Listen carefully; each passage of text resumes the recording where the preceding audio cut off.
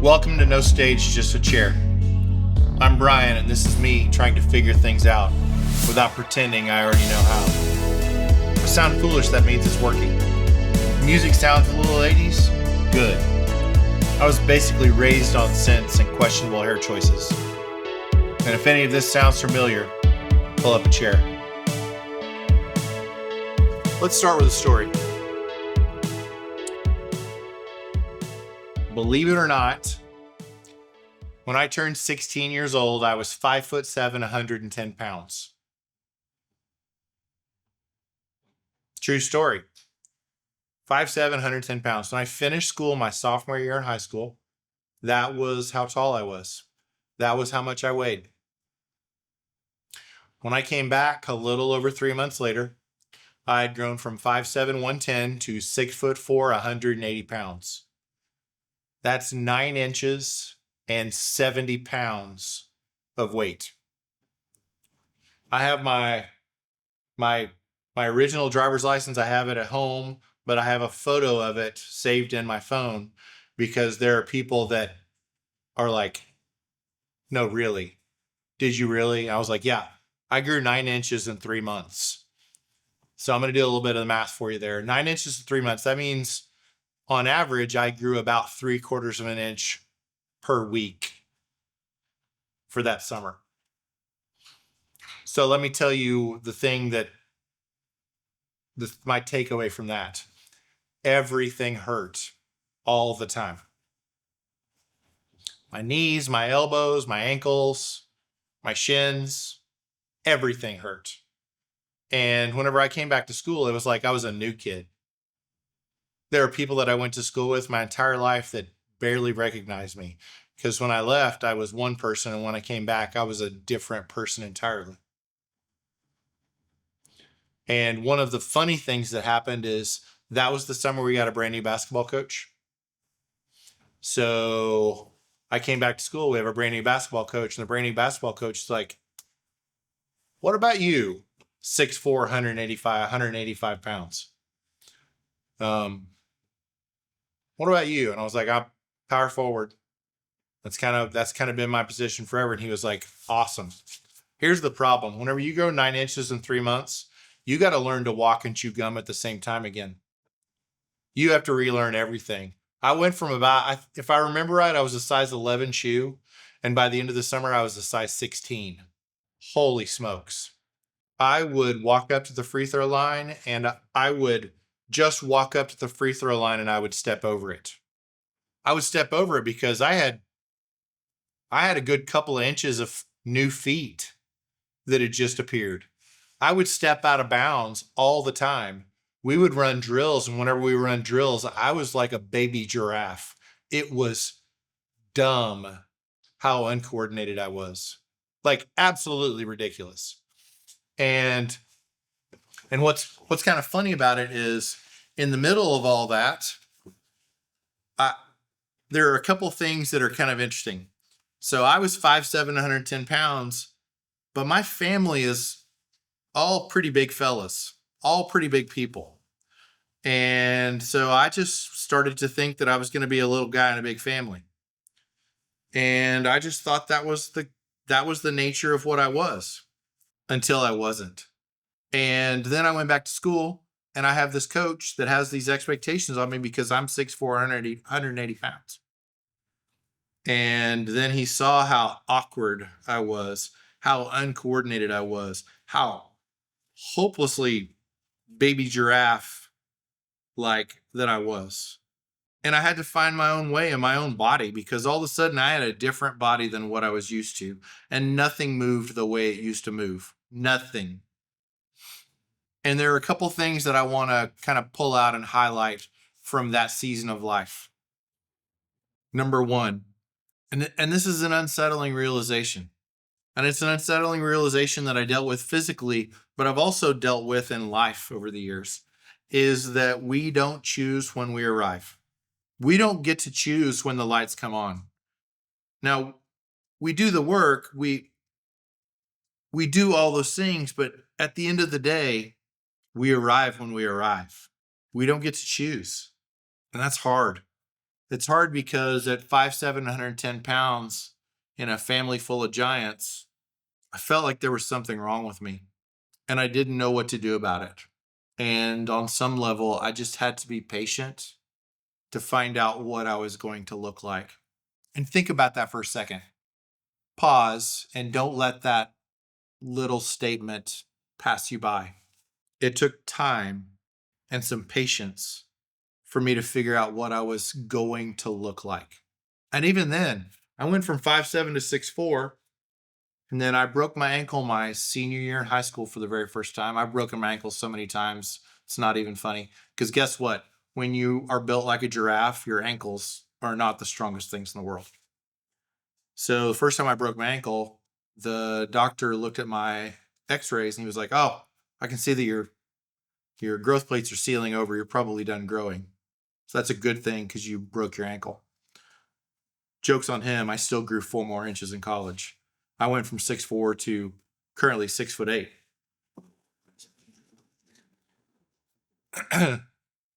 But I didn't arrive fully formed, and I didn't know how to wait for what I was going to be.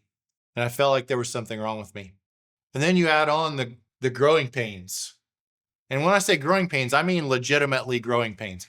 Everything hurt. Everything. My knees, my ankles, my joints, everything hurt. Like I said, baby giraffe. Broken ankle my senior year, and broken ankle just because, again, everything hurt. And I had a coach who had these expectations for me, and he saw me running around like a baby giraffe on the basketball court, and I was struggling and I had a really hard time. And when he saw that, he thought I was just lazy. He thought he made all these assumptions because that's all that he was seeing. And he had no idea where I was coming from, and he had no idea where I was going. And I actually had teammates that had to stick up for me because he assumed that I was just lazy.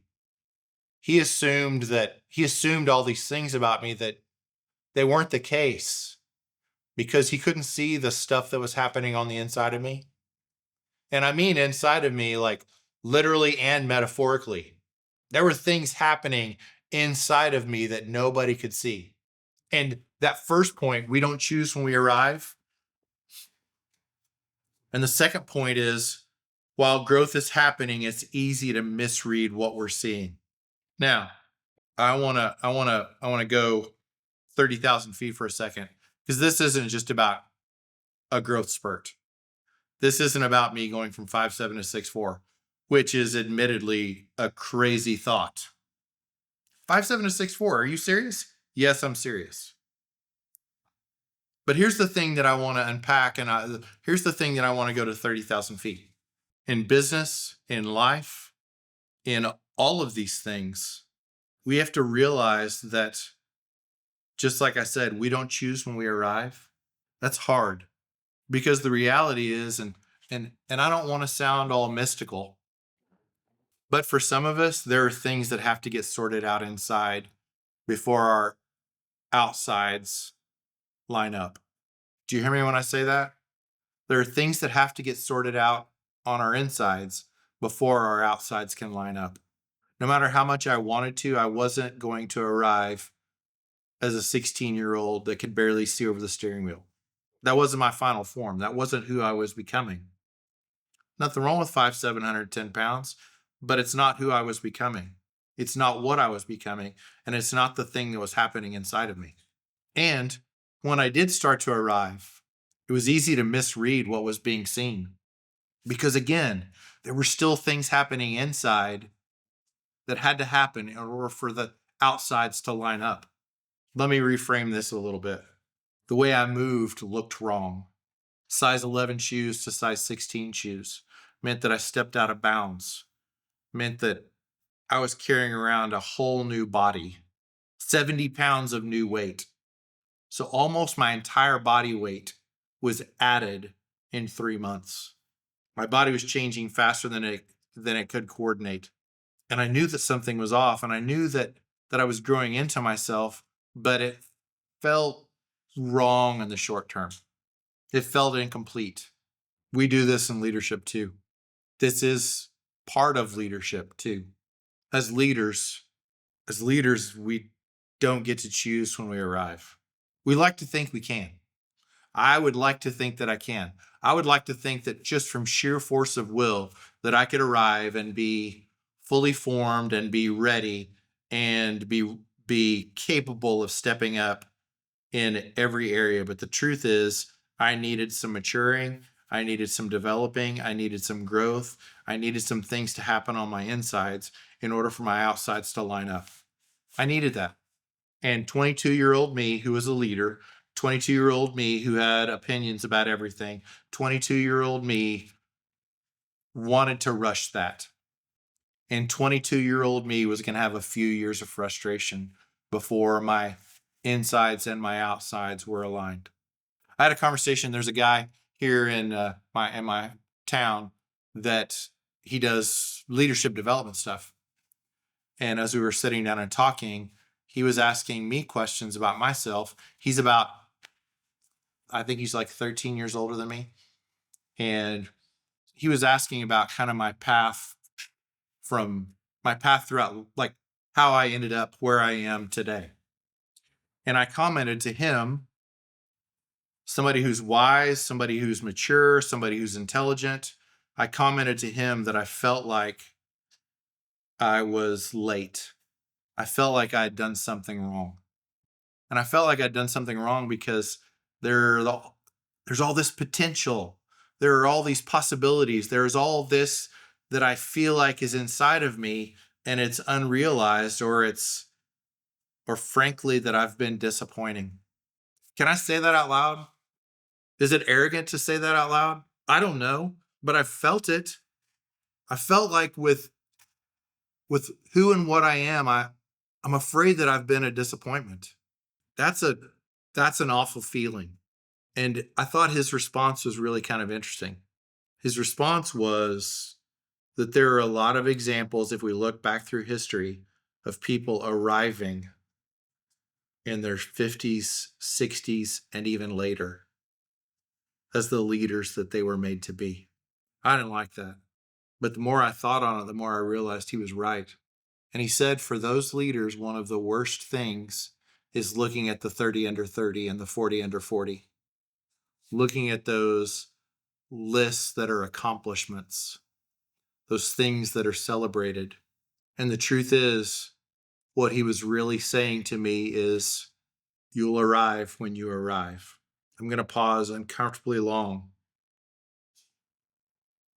because I want that to land in us. You will arrive when you arrive. That might be at 25. That might be at 35. That might be at 45. That might be at 55. That might be at 65. And my level of anxiety goes up higher and higher with each decade that I add to that number, because I have this anxiety about when I'm going to arrive and feeling the pressure of it all. But we don't choose when we arrive. And as we're growing into that, it's easy to misread it. And the big mistake that we make is we turn timing into a ranking. I believe that. And I'm not saying that we don't work hard. I'm not saying that we don't work hard at developing. I'm not saying that we don't push. I'm not trying to erase the work portion out of this. What I want to erase is the comparison portion out of this. Can we erase the comparison? Can we erase the pressure of arriving at 22? Can we erase the pressure of arriving at 42, for crying out loud?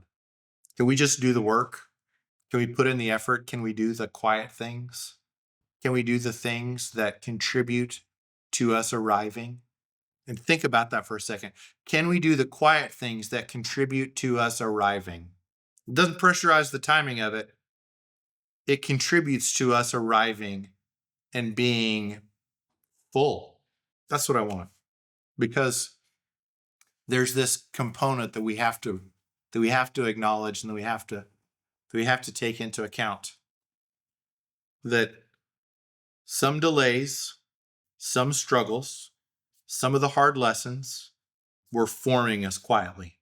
I have a good friend that he does a lot of medical. He's a physician and works with works in the medical world.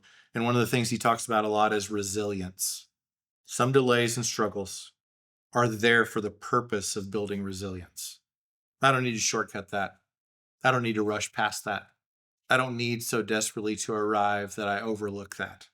I'm 53 years old, about to be 54. Tomorrow, I will be 54 years old. And the amount of my life and energy that I've spent worrying about when I'm going to arrive, I wish I could reclaim. Because I don't think any of it happened because I made myself miserable over it. I think that there were just things, there were delays and there were struggles that had to happen in order to form who I was becoming. A little snapshot. My brain is always really noisy. It's always been really noisy. And everybody talks about the reasons for all that noise. And one of the things that I've discovered, and I want to say it out loud because it's not a big deal, but I think it's something worth saying out loud. I've always known that my brain was noisy. I've always known that the things that are happening in my head, like it's always there. There's always noise. There's always the stuff that's happening. And I actually learned in my 40s that I have this condition called sensory processing disorder. It's not really a big deal, but I want to say it out loud because there might be some of you out there that struggle with this same thing, that deal with this same thing. And what's interesting about it is, and I'm not sharing it as an explanation, and I didn't know any of this at the time, but I knew that I didn't trust first impressions. I knew that I moved slowly towards certainty. I knew that I looked for patterns. I knew that I wait for things to repeat. I knew that I cross-checked intuition. I knew all these things. I knew that it was noisy in my head. And as a result, there were things that I did differently than most of the other people that I was around. And it was in response to how noisy it was in my head. And I learned in my 40s that there was a reason for that. And I learned in my 40s that I had spent all of those years learning how to utilize this, learning how to respond to this, learning how to manage this, learning how to do life as this person. And it actually ended up affecting what I do for a living in a good way. It's that wiring is part of why I do what I do for a living. And only later did I realize that this way that I move through the world, this way that I exist, this way that I think, this way that I deal with the noise, this way that I relate to my world, all of those things trained how I think, they trained how I decide, and they trained how I lead. And I believe that it matters. And I believe that, and I'm telling myself that I am arriving at the time that I was supposed to arrive. I'm coming into myself at the time that I'm supposed to come into myself. And there was this thing that I was afraid was wrong with me. And there was this thing that I was afraid I needed to apologize for. And there was this thing that I was afraid made me broken or worthless that actually quietly shaped what I do. And there's a part of me that feels like there are some of you out there right now that need to know that you're not failing and that you're arriving at the right time and that there are quiet, meaningful things that are happening inside of you so that what is on your inside will line up with what is on your outside and that you can make the impact that you are meant to make. And it may not show up on the schedule that you want it to show up on, but it will show up on time. We don't choose when we arrive, but maybe the delays weren't empty time. Hear that. Maybe the delays weren't empty time. Maybe the frustration wasn't wasted energy. Maybe the season you're still trying to explain was doing work you couldn't see yet, that you can't see yet. Maybe it is refining the idea that is waiting to come out of you. Let me say this really important thing. You don't have to make sense of it today. You don't have to diagnose it today. You don't have to find the answer for it today. You don't need to explain it today. And I don't know what else to say other than this thing that feels oddly mystical to me right now. But know that you will arrive when you're supposed to arrive. Know that your insides and your outsides can be aligned. There are places that you are maturing physically. There are places that you're maturing emotionally. There are places that you're maturing as a leader that have to happen in order for you to arrive. And in a world that celebrates noise and loudness and volume, I want to be the voice that says, pay attention to the quiet things.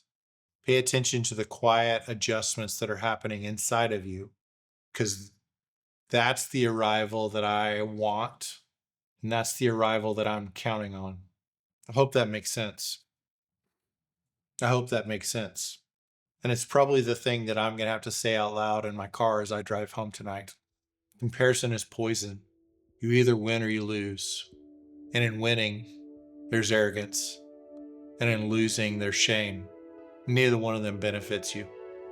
Neither one of them benefits me. Instead, the point is to arrive at the time that I'm supposed to arrive. I hope this helps. This is where I say it messy before anybody assumes that it was tidy all along. See you next week.